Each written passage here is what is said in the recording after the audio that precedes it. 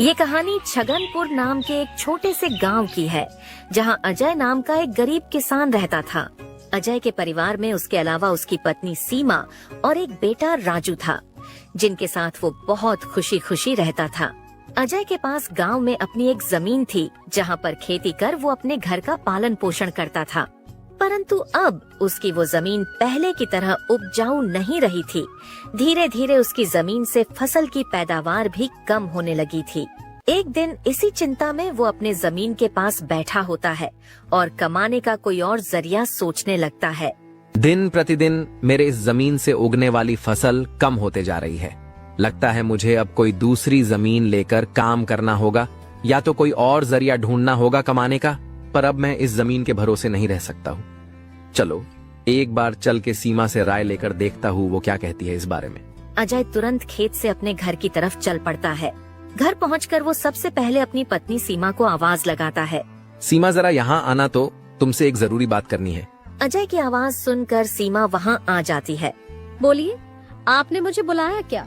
हाँ सीमा, मुझे तुमसे एक जरूरी विषय पर बात करनी है और तुम्हारी राय जाननी है। हाँ बोलिए, क्या बात है? सीमा, तुम तो जानती हो हमारी जमीन अब पहले की तरह इतनी उपजाऊ नहीं रही है, और अगर मैं ज्यादा खाद वगैरह डालने की कोशिश करूंगा तो कहीं उसकी मिट्टी और खराब ना हो जाए। इसलिए सोच रहा हूँ कि कुछ समय के लिए उस जमीन पर खेती करना छोड़ दूं। हर साल थोड़ी थोड़ी खाद उसमें डालता रहूंगा, जिससे कुछ सालों बाद वो पहले की तरह उपजाऊ हो जाएगी। फिर उसमें खेती करना शुरू कर दूंगा।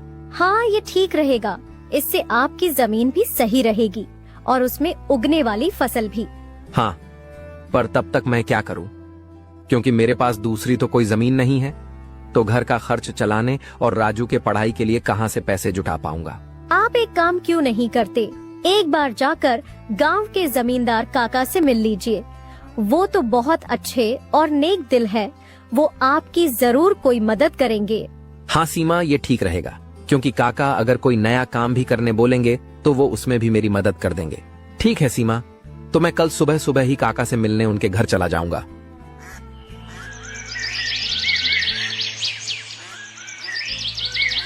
अगली सुबह अजय जमींदार से मिलने उसके घर के लिए चल पड़ता है। जमींदार के घर के बाहर पहुंचकर वो जमींदार को आवाज लगाता काका, है। क्या आप घर पर हो? अजय की आवाज सुनकर जमींदार बाहर आता है। अरे आओ अजय बेटा, बोलो क्या हुआ, कुछ काम था क्या? हाँ काका, आपकी एक मदद चाहिए थी।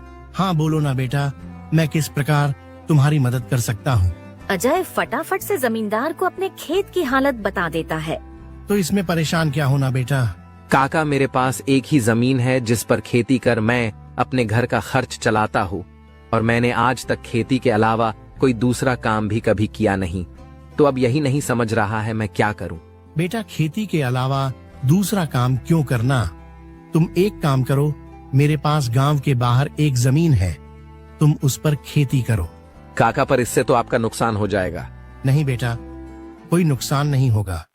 इसी बहाने तुम मेरी जमीन की देख रेख भी करोगे, क्योंकि अब तो मेरी उम्र भी हो गई है और मेरा बेटा भी शहर में रहता है, तो इससे तुम्हारा भी भला हो जाएगा और मेरी भी थोड़ी जिम्मेदारी कम रहेगी। ठीक है काका, अगर ऐसी बात है तो मैं कल से ही उस खेत पर काम करने चला जाऊंगा। अजय जमींदार को धन्यवाद कहकर वहाँ से अपने घर के लिए निकल जाता है। अजय अपने घर पहुंचकर सीमा को सारी बात बता देता है। ये तो बहुत अच्छा है, यानी आपकी सारी चिंता ही खत्म हो गई। हाँ सीमा, अब मैं काका के खेत पर बहुत मेहनत करूंगा और कोशिश करूंगा कि एक दो और खेत खरीद लूं, क्योंकि भविष्य में ऐसी समस्या आए तो उसके लिए हम तैयार रहे।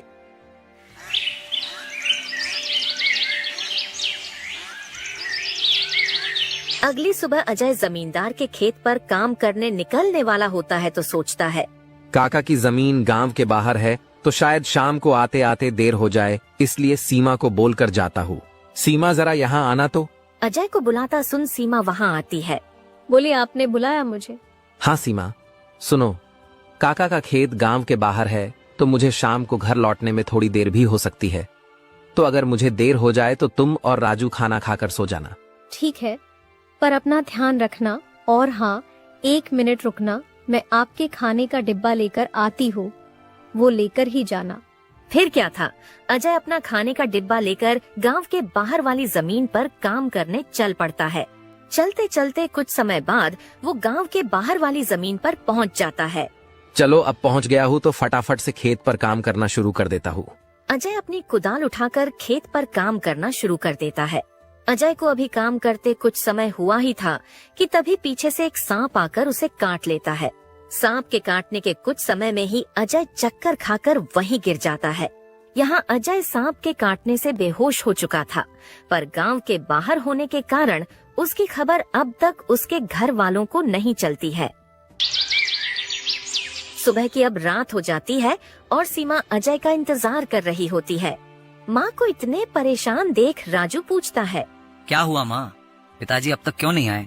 बेटा, तुम्हारे पिताजी आज काम करने जमींदार काका के गांव के बाहर वाली जमीन पर गए हैं और उन्होंने मुझे बोला भी था कि उन्हें आते आते देर हो जाएगी, पर अब कुछ ज्यादा ही समय हो गया है। माँ, आप क्यों फिक्र कर रही हो? पिताजी ने जब बोला था कि उन्हें आने में देर होगी तो कुछ सोच समझकर कहा होगा। एक काम कीजिए, आप जाकर सो जाइए। राजू की बात सुनकर सीमा अपने कमरे में सोने के लिए चली जाती है। अगली सुबह भी जब सीमा देखती है कि अजय अब तक घर नहीं आया है, तो परेशान होकर वो सीधा जमींदार से मिलने उसके घर की ओर चली जाती है। सीमा जमींदार के घर पहुंचकर उनसे अजय के बारे में पूछने लगती है। नमस्ते जमींदार काका। नमस्ते बेटी, बताओ कैसे आना हुआ? काका, अजय कल आपके गांव के बाहर वाले खेत में काम करने गए थे, पर अब तक घर नहीं आए हैं। क्या कहा बेटी? अजय कल गया था और अब तक घर नहीं आया? हाँ काका, उन्होंने मुझे कहा था कि खेत गांव के बाहर है तो आते आते रात हो जाएगी, पर अब तो रात की सुबह हो गई, पर वो अब तक नहीं आए हैं। चिंता मत करो बेटी, मुझे थोड़ा समय दो, मैं अभी किसी को भेजकर पता लगाता हूँ कि अजय कहाँ है। जमींदार तुरंत अपने घर में काम करने वाले घनश्याम को अजय को देखने अपने खेत पर भेजता है। कुछ समय के बाद घनश्याम जमींदार के खेत पर पहुंच जाता है और वहां का दृश्य देखकर वो परेशान हो जाता है। ये क्या, अजय का तो पूरा शरीर नीला पड़ चुका है। मुझे लगता है इसे किसी सांप ने काटा है। मुझे तुरंत जमींदार जी को ये बात बतानी पड़ेगी। घनश्याम वहां से भागते भागते जमींदार के घर के लिए निकल जाता है। घनश्याम जैसे ही जमींदार के घर पहुंचता है, उसके कुछ कहने से पहले ही जमींदार उससे पूछने लगता है, क्या हुआ घनश्याम बेटा, तुम इतना दौड़ते हुए क्यों आए और क्या तुम्हें अजय मिला? घनश्याम जमींदार को सारी बात बता देता है जो उसने खेत में देखी थी। घनश्याम जब जमींदार को सारी बात बता रहा होता है, तभी वहाँ पास में खड़ी सीमा भी सारी बात सुन लेती है और रोने लगती है। घनश्याम, तुम सबसे पहले वैद्य जी को लेकर वहाँ पहुँचो, मैं सीमा बेटी को लेकर वहाँ आता हूँ। घनश्याम को वैद्य जी के पास भेजने के बाद जमींदार सीमा को समझाने लगता है।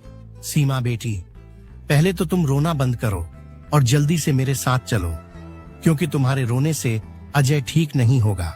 फिर क्या था, जमींदार सीमा को लेकर अजय को देखने उसके खेत के तरफ निकल जाता है और घनश्याम वैद्य जी को लेने दूसरी तरफ निकल जाता है। जमींदार और सीमा जब वहाँ पहुँचे तो उन्होंने देखा अजय बेहोश हालात में खेत में गिरा था और उसका पूरा शरीर नीला पड़ चुका था। सीमा अजय के पास बैठकर रोने लगती है। तभी वहाँ वैद्य जी आ जाते हैं। वैद्य जी के आते ही सीमा वहाँ से हट जाती है और वैद्य जी अजय की हालत का जायजा लेने लगते हैं।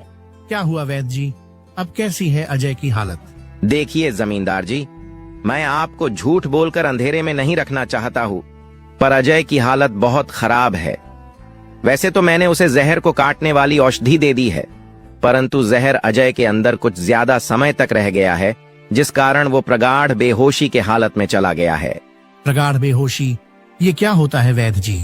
प्रगाढ़ बेहोशी के हालत में व्यक्ति जीवित तो होता है, परंतु उसके बदन के हिस्से में हलचल नहीं होती है और ये अब कब होश में आएगा ये भी नहीं कह सकते हैं। वैद्य जी, तो अब हम क्या करें? देखिए जमींदार जी, अभी के लिए मैं कुछ दवाइयाँ दे रहा हूँ, उसे समय समय पर पानी में मिलाकर देना, बाकी तो सब ऊपर वाले के भरोसे हैं। वैद्य अजय की हालत का जायजा लेकर और दवा देकर वहाँ से चले गए। फिर कुछ गांव वाले अजय को लाकर उसको उसके घर के बिस्तर पर लिटा देते हैं।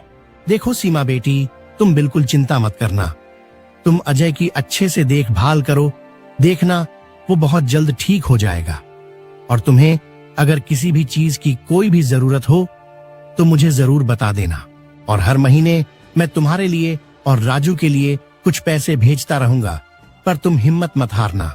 आपका बहुत बहुत धन्यवाद काका, आप हम लोगों की बहुत मदद कर रहे हो।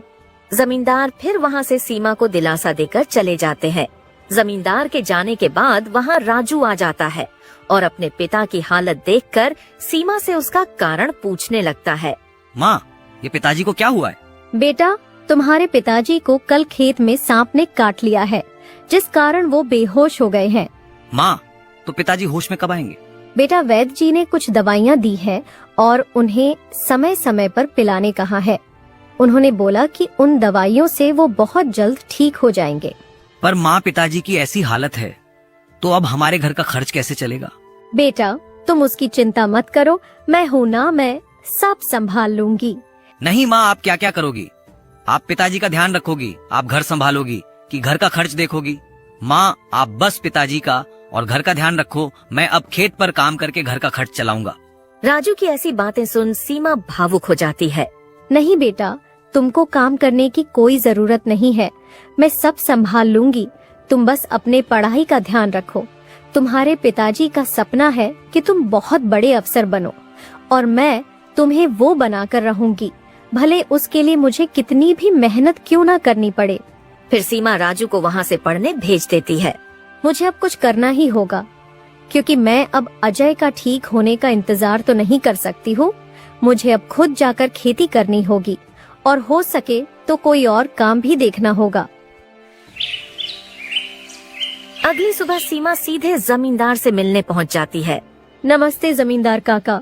नमस्ते बेटी, बताओ कैसे आना हुआ, और अजय की तबीयत अब कैसी है? काका, अजय की तबीयत फिलहाल तो वैसी ही है, और मुझे आपकी एक मदद चाहिए थी, इसीलिए मैं आपसे मिलने चली आई। हाँ, बोलो ना बेटी, मैं तुम्हारी किस प्रकार मदद कर सकता हूँ? काका, मैं चाहती हूँ कि जो जमीन आपने अजय को दी थी काम करने के लिए, आप मुझे उस पर काम करने की इजाजत दे दी, ताकि मैं उस पर काम करके अपने घर का खर्च और राजू की पढ़ाई करा सकूं। बेटी, पर तुम्हें वहाँ काम करने की कोई जरूरत नहीं है, मैं हूँ ना। मैं तुम्हारे घर के लिए जो भी खर्च लगेगा हर महीने भेज दिया करूँगा। नहीं काका, आपने अब तक हमारी बहुत मदद की है।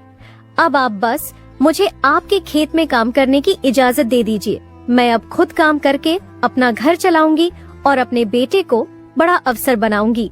जमींदार सीमा को बहुत समझाने की कोशिश करता है, पर सीमा जमींदार की बात मानने तैयार नहीं थी। आखिर में सीमा की बातें सुनने के बाद जमींदार सोचने लगता है। मुझे लगता है सीमा मेरी बात नहीं मानेगी, पर अगर वो काम करने इतने दूर जाएगी तो वो अजय का ध्यान नहीं रख पाएगी। एक काम करता हूँ, मैं सीमा को मेरी गांव के अंदर वाली जमीन पर काम करने के लिए कह देता हूँ, ताकि वो खेतों पर काम भी कर सके और अपने घर का ध्यान भी रख सके।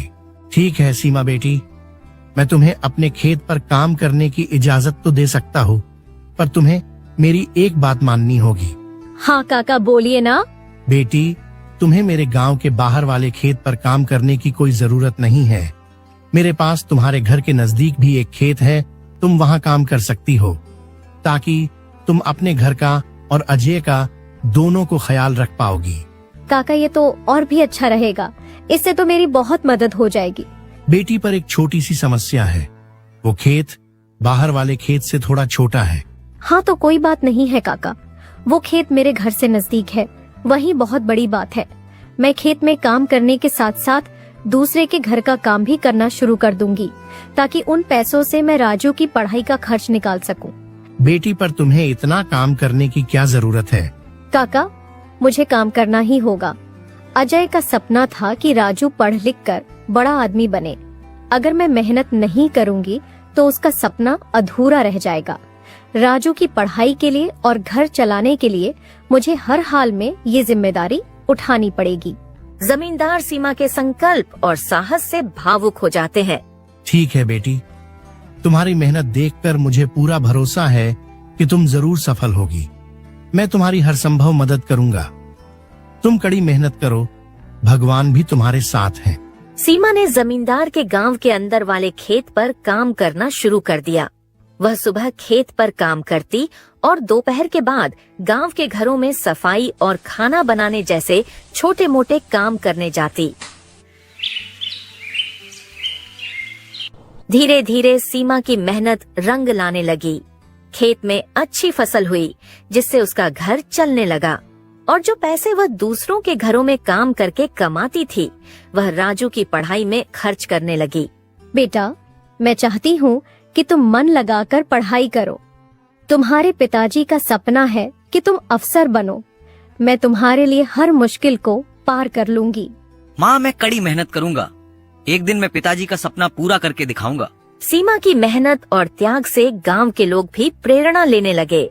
उन्होंने देखा कि कैसे एक माँ अपने परिवार के लिए हर कठिनाई का सामना कर रही है। इसी बीच अजय की हालत धीरे धीरे सुधरने लगी। वैद्य जी की दवाओं और सीमा की देखभाल ने जहर का असर कम कर दिया। एक दिन अचानक अजय को होश आ गया।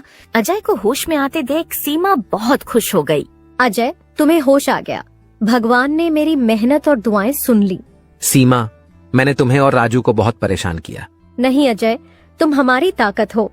जब तक तुम ठीक हो रहे थे, मैंने हर जिम्मेदारी संभाली और देखो, अब सब कुछ ठीक हो रहा है।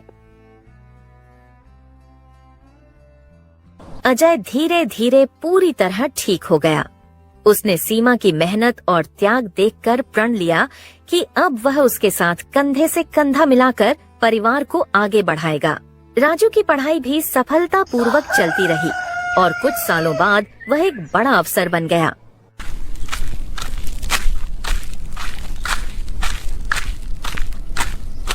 माँ, पिताजी, मैं आज जो कुछ भी हूँ वह आपकी मेहनत और त्याग के कारण हूँ। नहीं बेटा, ये सब तुम्हारी माँ का बलिदान है। उसने हमारे परिवार को बचाने के लिए हर मुश्किल का सामना किया। सीमा का त्याग और अजय का साथ, दोनों ने मिलकर एक नई मिसाल कायम की। गांव वाले अब भी उनकी इस कहानी को आने वाली पीढ़ियों को प्रेरणा के रूप में सुनाते हैं। इस तरह माँ का त्याग की यह कहानी हमें सिखाती है कि एक माँ का समर्पण किसी भी चुनौती को पार कर सकता है और परिवार को जोड़ कर रखता है।